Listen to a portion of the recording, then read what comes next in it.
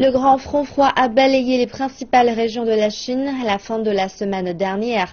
Les villes du sud de la Chine ont connu leur première neige en des décennies, mais cela a causé la fermeture d'autoroutes, des pannes de courant et a même arrêté les virées de shopping.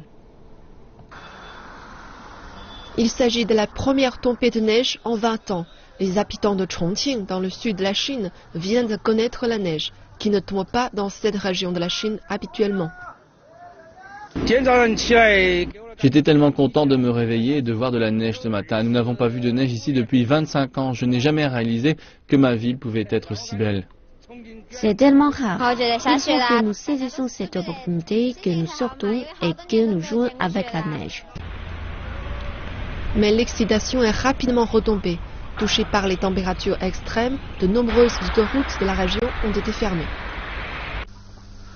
Le froid soudain a également mis le réseau électrique de la région en péril. De nombreuses lignes à haut voltage sont couvertes de glace, menaçant ainsi le réseau. Près de 20 km de lignes et de tours électriques sont couvertes de glace. Nous avons assigné une équipe de 24 heures pour surveiller la condition glaciale pour assurer la sécurité du réseau électrique.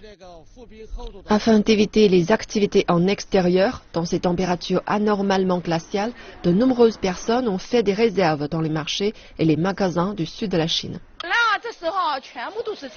Habituellement, il y a plein de légumes à choisir, mais aujourd'hui, il ne reste plus rien.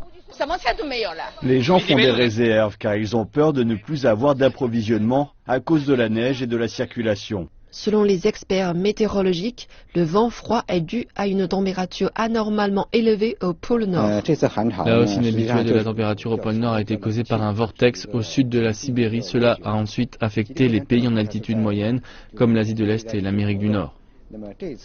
Les prévisions météorologiques annoncent cependant que le mercure commencera à s'élever dans le nord de la Chine à partir du début de cette semaine.